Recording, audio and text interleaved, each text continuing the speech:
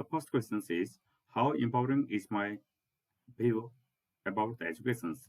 In empowering view about the educations would be on that sees it as a means for individuals to acquire the knowledge, skills, and values that help them become the more informed, the productive, and fulfilled the member of society. Such a view would recognize the importance of providing equal education opportunity to all individuals regardless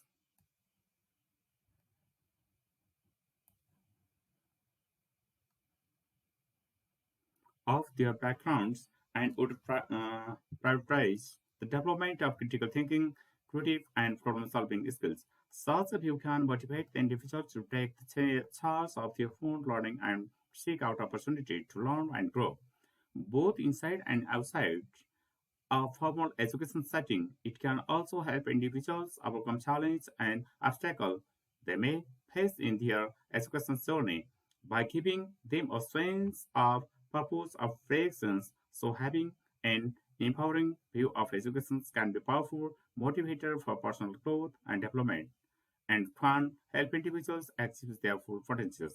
The second question is, how does STEM education have transformed education? STEM education is an interdisciplinary approach to teaching and learning that integrates science, technology, engineers, arts, and mathematics. By blending these subjects, students learn to think critically, problem solve, collaborate, and innovate. Here are some ways STEM education in transforming education encourage the creativity. STEM education encourages the creativity by allowing the students to explore their artistic side with learning STEM concept. It inspires students to think outside the box and to develop the unique solutions of problem. Develop the critical thinking by integrating science, technology, engineering, and math STEM education fosters the critical thinking skills in students. And students learn to think critically, analyze information, and evaluate the evidence to arrive at well they inform the conclusions. Prepare for the futures. STEM education prepare the students for the futures by equipping them with the skills that are in high demand in the workforce. The 21st century workforce requires the individuals who are the proficient in STEM fields and the art provide the students with the creativity and the soft skills necessary to succeed. Promote collaborations. STEM education promote the collaborations and the teamwork by encouraging the students to work together to solve the problem.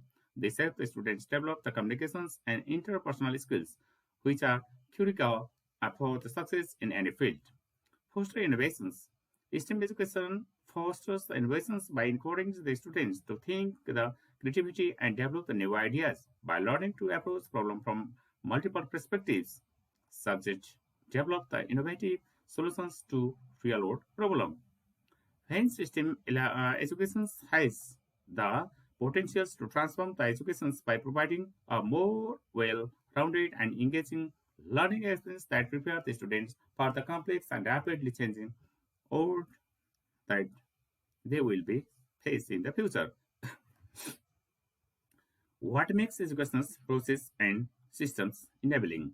There are several factors that can make the educational process and system enabling. The first is inclusivity.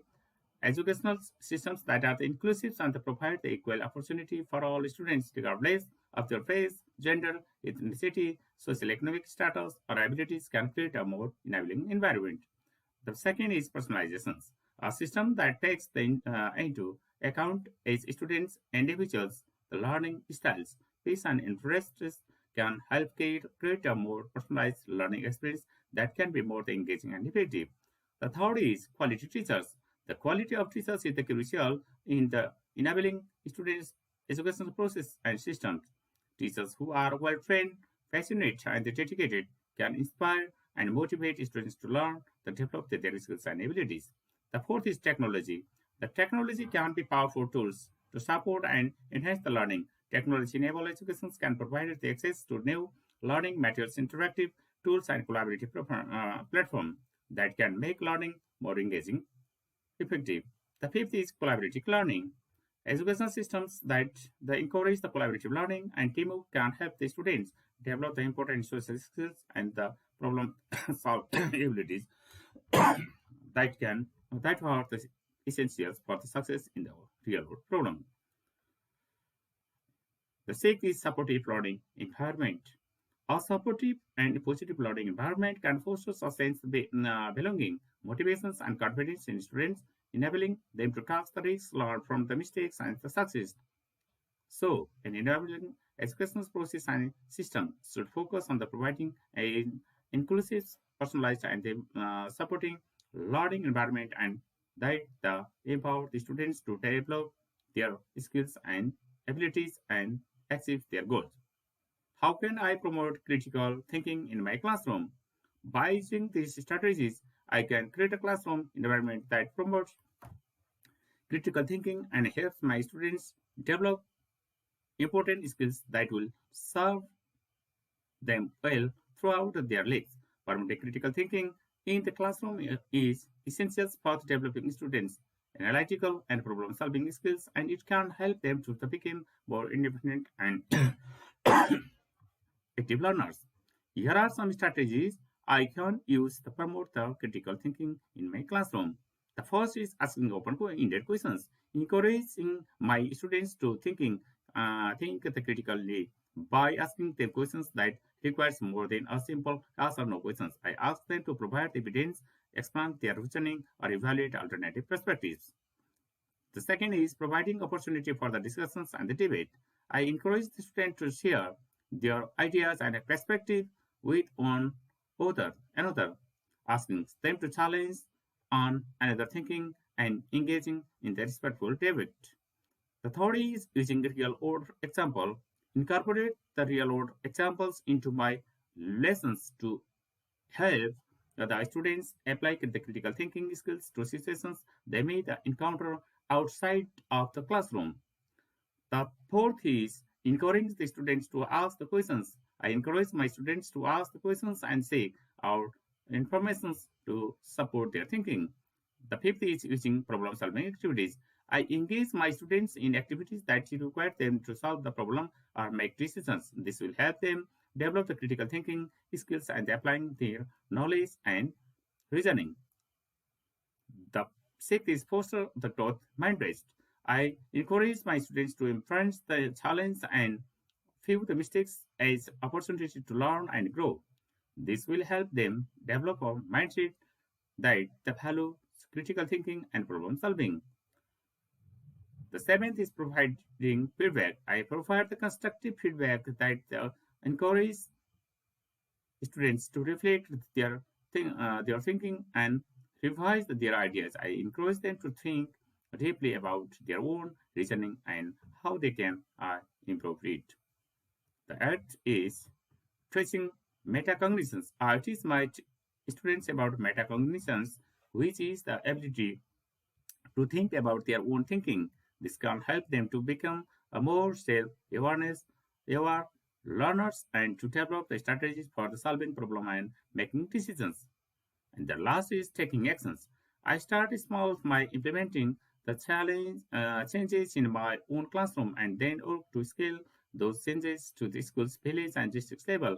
I remember that change take time, but it's worth the effort to create the better futures for our students. The fifth question is, in what ways can I be a change-oriented educator? As educator, there are several ways I can be change-oriented and help create the positive impact on my students and the education system as a whole. Here are some ways to consider. The first is embracing innovations. One way to be the change-oriented educator is to be the open to new ideas and the technology that can enhance the learning. Consider and incorporate the different teaching methods such as project-based learning and gamifications to make the learning process more engaging and enjoyable for learning students. The second is fostering creativity. I encourage the creativity and independent thinking in my students. I create a classroom environment that all allows for the explorations and experimentations. This can help our students develop their problem solving skills and encourage them to be more innovative. The third is promoting diversity and inclusivity. I celebrate the diversity in my classroom and teach my students about the different cultures, beliefs, and perspectives. I can a safe and welcoming space for all students, regardless of their race, gender, religions, or socioeconomic status. The fourth is engaging in the professional development. I stay up to date with the latest educational research and best practice by participating in the professional development opportunity, attend workshop, conference, and the webinar to enhance my teaching skills and stay the current with the latest trend and techniques. The fifth is collaborative, being with your educator. I collaborate with our educator to share ideas and strategies. I work together to develop the new teaching methods and improve of the students' education system as a whole. The fifth is advocating for the students. I advocate for my students and their families. I speak of them when I see policies or practice that are not in their best interest and work to ensure that all students have access to high quality education. The sixth question is what strategies can I develop for promoting the student participation in my teaching? There are several strategies that can develop to promote the students' participation in my teaching. Establishing a positive classroom environment, I create a classroom cultures that encourage the participation and emphasizes the values of his students' contributions. I make sure students feel safe and comfortable sharing their ideas and asking questions, creating a supporting learning environment. I encourage the students to ask questions, share their ideas, and participate in the class discussions. I create a safe and inclusive classroom environment where students feel comfortable expressing themselves and engaging with the materials. The third is using interactive teaching methods. I encourage the interactive teaching methods such as small group discussions, the think, pair, share, or TPS model, and collaborative projects to encourage the student participation. Number D, asking over open-ended questions. Instead of asking yes or no questions, I ask open-ended questions that require the students to think critically and express their ideas in depth. The next is using formative assessment. I use formative assessment such as quizzes and polls to gather the feedback on what students understand and where they need more support. This can help me tailor my teachings to meet their needed and encourage their participations. The next is providing feedback and prize. Provide the space I provide I provide the I provide the specific feedback and prize for the students who participate and contribute to class discussions. This can help build their confidence and encourage them to continue participating. Using technology, I utilize the technology such as online discussion board, virtual whiteboards, and polling apps to facilitate student participation and engagement. Vary my teaching strategies. I use a variety of teaching strategies, keep engaged and interested. This can include the incorporating multimedia, hands-on activities, and real-world examples into my teaching. The next is set clear expectations. I set clear expectations for the students' participation and sorry, how their contributions will be accessed. This can help to motivate the students to participate and take an active the role in their learning. STEM education is an approach to learning that emphasizes the integrations of science, technology, engineering, arts, and mathematics.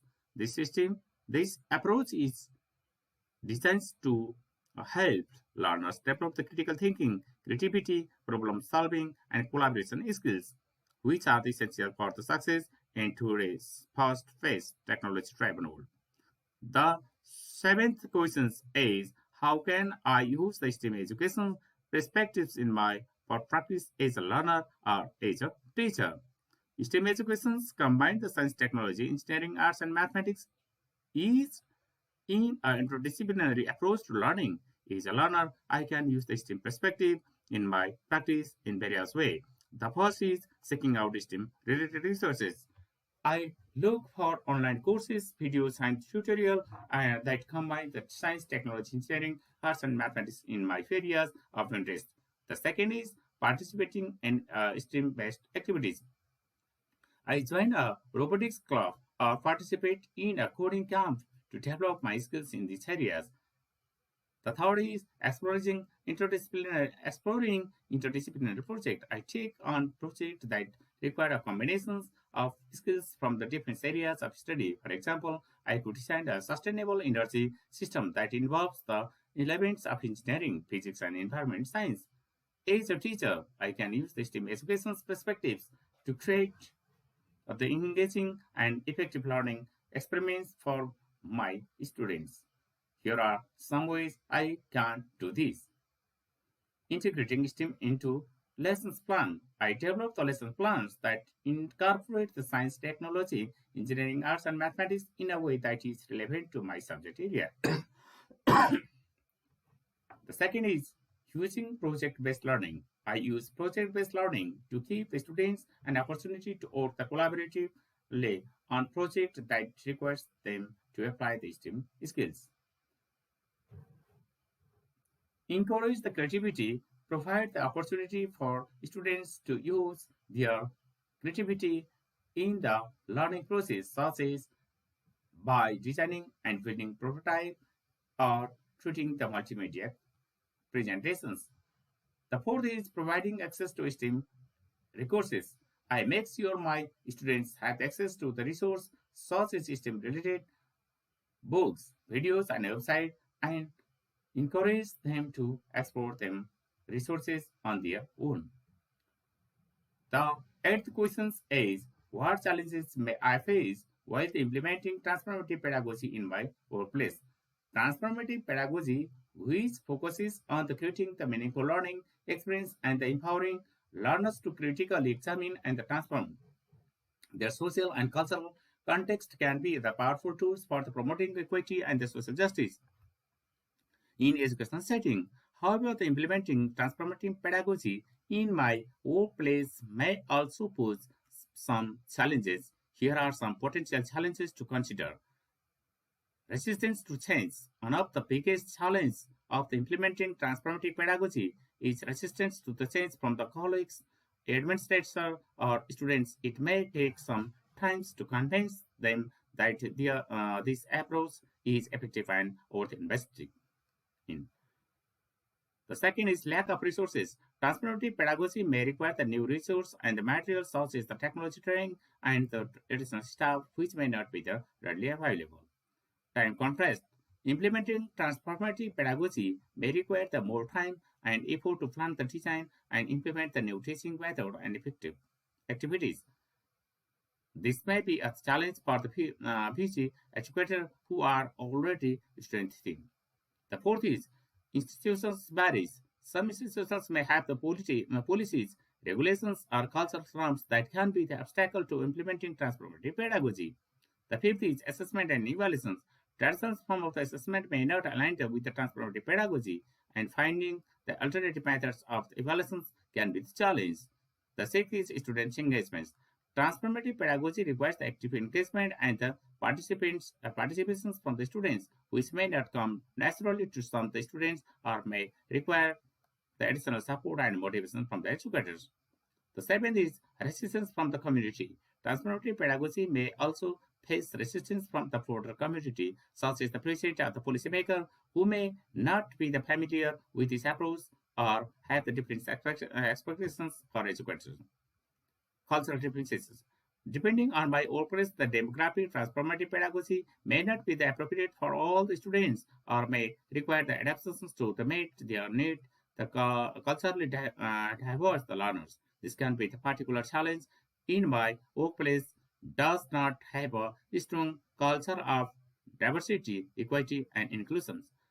To overcome this challenge, it is essential to have the strong support system, including colleagues and mentors who share my goals and can offer guidance and feedback. It may also be helpful to start small and gradually introduce the transformative pedagogy into my practice, focusing on an area at a time and assessing its impact before the moving on the more significant changes.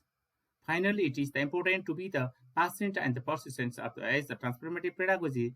often requires the ongoing effort and commitment to achieve lasting change. The ninth question is what are the major impediments to change the learning is transformations. There are several major impediments that can hinder change learning is transformations. The first is resistance to change. People may be resistant to change, particularly if they have been doing things a certain way for a long time. They may be comfortable with their current approach and reluctant to embrace new ways of learning. Lack of motivations. Even if people are not resistant to change, they may lack of the motivations to change their learner habits. They may not see the values of the transforming their approach to learning, or they may not believe that they have the ability to do so. The third is lack of support. People may not have the necessary support to change their learning approach. They may not have the access, the resources, tools, and the guidance that they need to transform their learning habits. Fear of failure. People may be afraid to try the new approach to learning because they fear failure. They may worry that they will not be successful in their efforts to change, which can be a significant barrier to transformations. The fifth is time contrast. People may have the limited time available to invest in transforming their learning approach. They may be juggling multiple responsibility and find it difficult to carve out the time for the learning and personal development. The fifth is limited stakeholder engagement. Effective changes learning requires the engagement from the broad range of the stakeholders, including employees, customers, suppliers, and partners. Without engagement from their stakeholders, it can be challenging to develop the learning uh, initiatives that aligns with the transformation goals and support the organization's broader objective. Overcoming this impediment that requires a combinations of the individual support, organizational support, and the willingness to experiment and take risks. It may also require a shift of the mindset and a willingness to embrace the new ideas and approaches to learning. 10th questions. And the last question is, in what ways can I be an educator for the promoting critical reflections on my everyday actions? As an educator, there are several ways I can promote the critical reflections on my everyday actions. There are many ways that I can promote the critical reflections on my everyday actions as an educator. Here are a few suggestions. The first is modeling critical reflections. I do an example of someone who engages in critical reflections. I demonstrate to my students how to examine my own actions, thought, and behaviors. The second is encourage self-reflections. I encourage my students to reflect on their own actions and behavior. I ask them questions that promote the self-reflections, such as what did you learn from this experience, or how could you have handled the situations differently. Providing the opportunity for the reflections, I provide my students with the opportunity to reflect on their learning experience. For example, after a project or assignment, I ask them to reflect on what they learned, how they could have done things differently, and what they would do difficulty in the future. Using reflective writing, assign the reflective writing task when the student can record their thoughts and ideas about their own learning process. This can be the form of the journals, blogs, and essays. Facilitating group discussions. I encourage group discussions where the students can share their experience and reflect on their learning process together. This can help them develop a better understanding of their own experience and learn from each other. Using real-world example, I use real-world examples to illustrate the importance of the critical reflections. I show how critical reflections can help individuals make better decisions and improve their actions. Hence, as an educator, it is important to create the learning environment that fosters critical reflections by providing the opportunity for self-reflection, facilitating group discussions, and modeling critical reflections. I can help my students become more self-aware and develop their critical thinking skills. Thank you.